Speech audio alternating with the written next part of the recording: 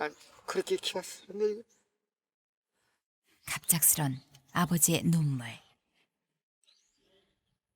아들에겐 난생 처음 보는 광경이다. 매사 강하다고만 여겼던 아버지인데 어느덧 아버지도 나이가 드신 것일까. 한편 남편이 공사 현장에 있느라 밭에 오지 못한다는 걸 잘 아는 며느리는 남편 몫까지 더 힘을 내본다. 자신이라도 열심히 귤을 따면 시아버지에게 조금이나마 남편이 흠을 덜 잡힐까 해서인데 하지만 마음과는 다르게 일은 고되기만 하다. 그나마 같은 제주도 출신이기에 망정이지 무태서 온 며느리였다면 더 견디기 힘들었을 것이다.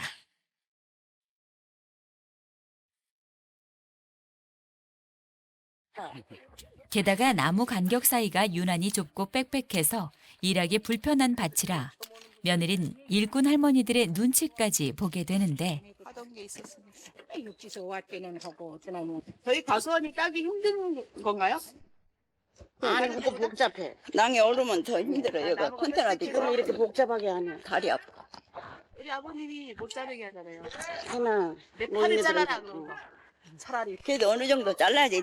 너무 베면 안 돼. 나르기 너무 힘들겠지. 나르기도 굳이고. 이거야 조금 한글해서 밀감도 빨리 이거. 그렇게 모두에게 힘겨운 하루가 서서히 마감된다. 그만하게 밀감을 잘 따주셔서요. 너무 고맙습니다. 나 전화번호. 이제부터 엄마하고 나하고 시작입니다. 예. 다음에 또. 나맛이 예. 어렵게 온 일꾼들과 앞으로도 계속 함께 귤 따기를 했으면 하는 게 아버지의 소망인데 집 전화번호 걸어주세요. 조싸게. 이런 나이 아니고 늙은 거 보소. 다 힘어서 못해. 다들 일하기로 한 선약이 있다며 연락처조차 알려주지 않는다. 전화번호 걸어주세요. 몹시 당황스러운 상황. 사정을 해도 안 되니 애가 타는데 예, 이거 마지막 나하고 이별. 놀러 갑니까? 예, 마지막 나하고 이별. 결국 다시 온다는 기약도 없이 떠나버렸다. 예, 수고했어. 예. 그래도 오늘 하루 고생해준 것이 어디랴. 다음 날 며느리 선희 씨가 집으로 돌아갈 채비를 한다. 나는 내 잘하는 거 도와주고. 남편도 가끔 너무 일 많이 여러 가지 하니까 좀 불쌍하기도 하고. 근데 그냥 힘이 될 게 있으니까 좋구나 생각하죠. 아이 학교 때문에 더 머물 수가 없는 상황이다. 며느리인 선희 씨는 남편인 평준 씨가 자꾸 시아버지와 어긋나지 않고 좀 더 잘했으면 하는 바람으로 당부의 말을 아끼지 않는데 조금이라도 이해하면서 노력하면서 잘 도와드려요. 알았어요. 시원하게. 아버님 거슬리지 않게. 1년 수학이 이번은 한두 달에 다 달리는 거니까 네. 아버님은 얼마나 예민하시겠어. 항상 이렇게 갈 땐 마음이 안 좋아. 그치? 그치. 나도 여보 그 빈자리 좀 위해서라도 도울 수 있게 노력할 거니까. 고생해요. 안녕. 빨리 가. 또다시 평진 씨는 기러기 아빠 신세가 됐다. 아마도 수학기가 끝나는 1월 말까지는 집에 가기가 어려울 것 같다. 빨리 가족들 같이 한 자리에 모여갖고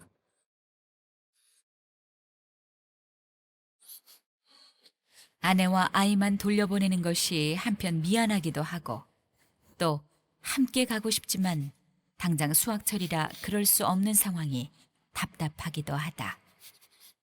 이래저래 그간 마음에 쌓아두었던 속상함의 눈물이다. 이제 가끔 힘들 때가 있어요. 지금까지 나오게 되는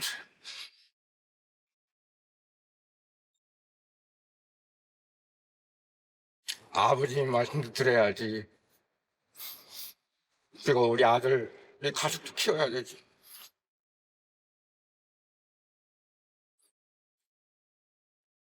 하지만 평준 씨에겐 더 이상 마음을 못 잡고 속상해할 시간이 없다. 어제 수확일을 돕지 못한 만큼 당장 오늘이라도 일꾼들을 구해 귤을 딸 요량인데 과연 일손을 구할 수 있을지가 관건이다. 마을 노인회관도 이 시기엔 거의 비어있는 상태. 줄일 거냐? 갈 곳은 뻔하다. 줄 따라간다 그러고 본인들 줄 따라간다 아무도 없어요. 날이 지날수록 마음은 급해지는데 도무지 일손을 구할 방도가 없다. 이 마을 저 마을 발품을 팔아봐도 매한가지다. 여기도 없네. 어떡하지?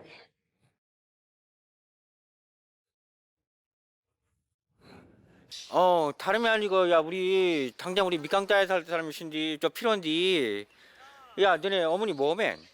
아이고 우리 거 따기도 바쁘다게. 너네 따기도 바빠. 이제야 매년 이맘때면 도시에 있는 자신에게 언제 내려오냐며 재촉했던 아버지가 이해된다. 아휴, 진짜, 이 동네 분이 본인들 자기네 것들 다 하기 때문에 정말 그게 정말 힘들어요. 그래서. 마음이 급해지는 데는 다 이유가 있다. 딸 시기를 넘기면 크기가 커져서 상품성이 떨어지거나 아예 못 쓰게 되는 경우가 많기 때문이다. 특히 농가마다 비상품 감귤로 골치를 썩는데 여기 있어봐. 저쪽에 하나 어디냐? 저쪽. 동쪽에. 다 가져갑시다. 어? 다 가져갑시다. 이게 전부 다 문제야. 저쪽에 동쪽에. 동쪽에? 한번 더 가봅시다. 다행히 지역에서 일부 수매에 나선다니 가져가 볼 생각이다. 귤이 좀 커요. 크기는 작은데 비상품이에요. 이거를 가공용으로 회사로 보내려고 지금 급히 농협을 갖고 가있어요. 가져가 봐야 큰 돈이 안 된다는 건 익히 알고 있지만 그래도 굳이 가져가겠다는 아버지를 말릴 도리가 없다. 어떤 마음으로 이 귤들을 키웠을지 잘 알고 있기 때문이다. 봄부터 지난 가을까지 비가 오나 바람이 부나 마음 졸이며 아버지가 키워온 감귤이다. 그런데 이렇게 제값도 못 받고 넘겨지게 되다니. 이게 너무 아까워요. 22개요? 아버지에겐 말 그대로 자식처럼 애지중지 키워온 감귤이 아닌가. 3,200원. 3,200원. 예, 처음은 3,000원에다가 그래서 생산자들이 너무나 싸다. 그럴 수가 있냐? 하는데 1kg에 100원 더 해가지고 3,200원으로. 밀감이 안 열고 많이 열고 참 어렵던 거. 20상자가 넘게 가져왔지만 다 해봐야 겨우 7만 원 남짓. 20kg 상자 하나에 3,200원이라니. 도시에선 웬만한 커피 한 잔 값에도 못 미치는 가격이다. 맛은 괜찮은데 그 크기나 겉모습이 기준에 모자라다는 이유만으로 버려져야 하는 현실. 어쩌면 이는 감귤뿐만이 아니라 세상 살아가는 모습과도 닮은 듯해 아버지의 마음은 더 씁쓸하다. 자식 같은 감귤을 제값도 못 받고 넘긴 아버진 결국 또 감귤밭을 찾았다. 하지만 제대로 일이 손에 잡힐 리가 만무한데 평생을 감귤밭에 바쳤다 해도 후회 없던 인생. 그런데 새삼 서글퍼진다.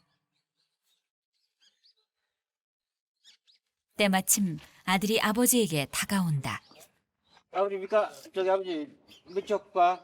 저기 맛이. 1년 내내 농사지은 감귤을 헐값에 넘기고 온 아버지의 허한 마음을 비록 귀농 2년 차인 초보 농사꾼이지만 조금은 알 것만 같다. 그런데 난 그렇게 키웠어. 근데 갑작스런 아버지의 눈물. 아들에겐 난생 처음 보는 광경이다. 매사 강하다고만 여겼던 아버지인데 어느덧 아버지도 나이가 드신 것일까. 하도 삶이 야속해서 과거 이야기는 엄마 앞에서는 못해. 엄마는 어떻게 살았는지.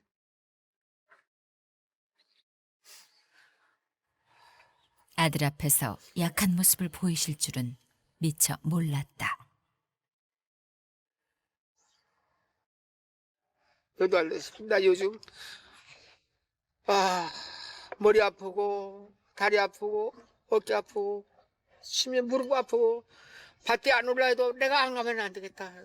내가 헌일 기레기 맞게 걸어와서 이렇게 컸어. 아버지에게 감귤은 삶의 모든 것이다. 그런데 그 삶의 뿌리가 세월의 풍파에 흔들리기 시작한 것이다. 하지만 비단 세월뿐이랴. 자식조차 아버지가 살아온 삶의 방식을 구식이라 여기며 의미 없게 치부해버린 것은 아닌지, 평생을 거친 감귤밭에서 보낸 아버지의 삶을 왜 한 번도 안쓰럽게 돌아보지 못했는지. 아들은 새삼 아버지에게 맞서려 했던 날들이 후회스럽기만 하다.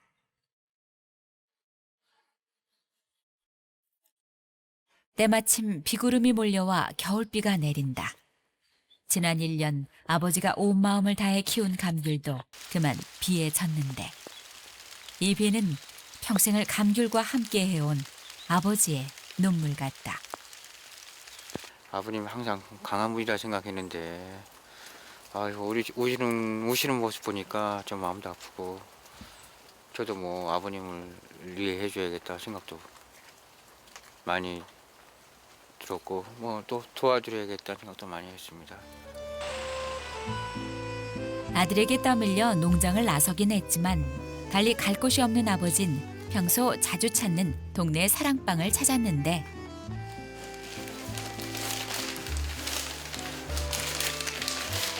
내 아들이 감귤상자 특허 출원. 마침 신문에 난 아들 평진 씨의 기사. 어떤 때는 2시, 3시까지 불 켜놓고 뭘 하는가, 그 컴퓨터 말고 뭘 하는가, 애만은 잠자라 야근만 하고 누구한테 신문을 보이고 싶지 않아도 저는 아들 자랑만 한다고 할까봐 속마음은 기쁘죠.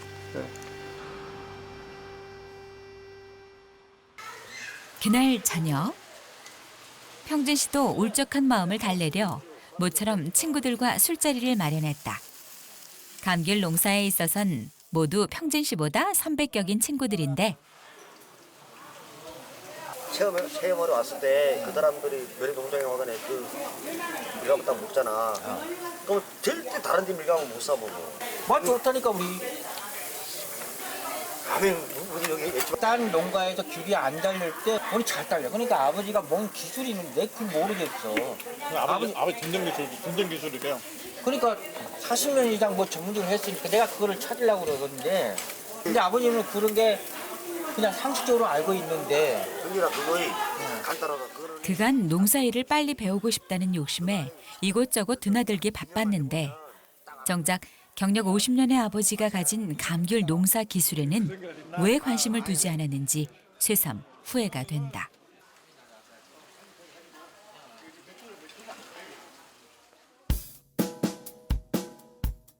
다음 날 아침 평진 씨가 평소보다 일찍 감귤밭으로 나섰다.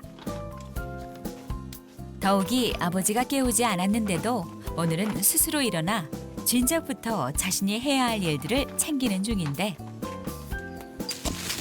아버지 역시 늘 그렇듯 오늘도 묵묵히 당신이 해야 할 일만 열심이다.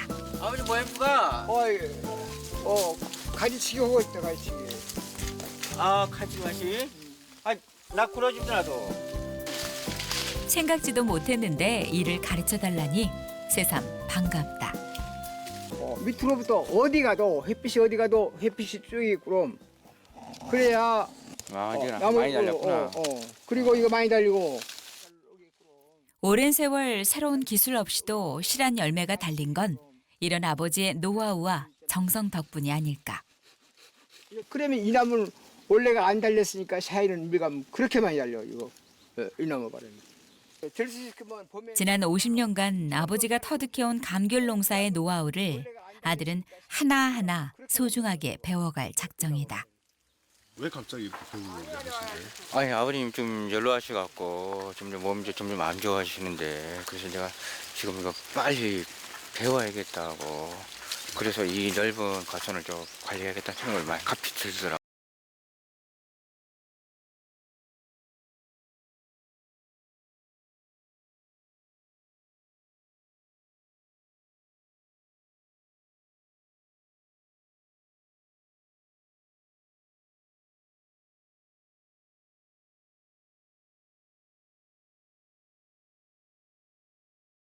무관심이 잘못 많냐.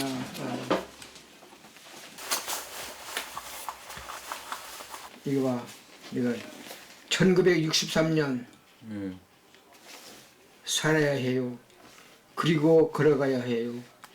한 걸음 두 걸음 떨어지다가 남이 발에 칠발 뿐이야요. 어서 일어나 용기를 내요 걸어가요. 내가 이렇게 살았어. 김민숙이가 87년에 2학기 이수표 학번 졌다. 아버지의 50년 감귤 농사뿐 아니라 이남 이녀 자식 농사에 대한 소소한 것들도 모두 소중히 기록되어 있는데 결혼해갖고 김민숙. 다 이래 우와. 그때 저거 수가. 그렇지. 네. 농약 그때 뿌린 거 있는데 근래 뿌린 거 봐. 정직하게 땅에 기대어 살아온 아버지의 삶이 그 안에 고스란히 담겨 있다. 이거 알지? 예. 요거 보면 아버지 사는 그 생활서가 다 기록이 됐으니까 너도 이걸 보면서 농사 잘 줘. 너부터 내가 알아서 다 해. 조금은 어색하고 쑥스러워하시지만 굳이 말하지 않아도 이제서야 그 깊은 아버지의 속내를 아들은 알 것만 같다. 감귤 농사를 지으며 그 고비마다 고민하고 노력했던 아버지의 흔적들이다.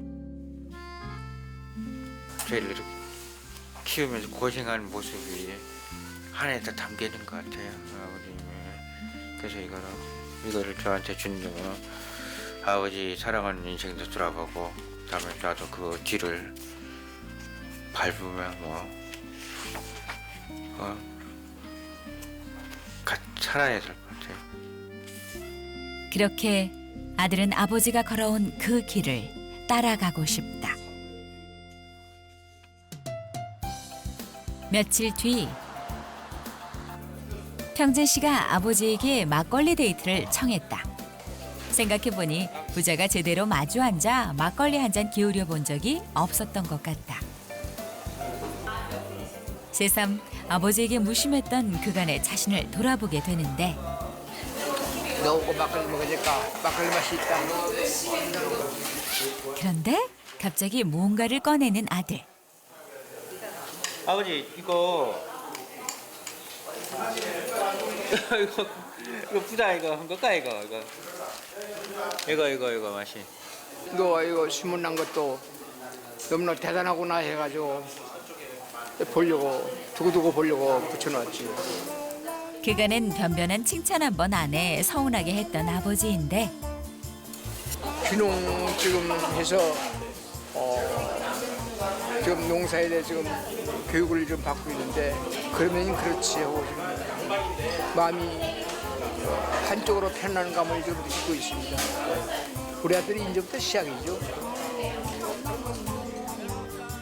기분 좋게 취해 부자가 함께 집으로 돌아가는 길. 겨울바람이 차도 잡은 손은 따뜻하기만 하다.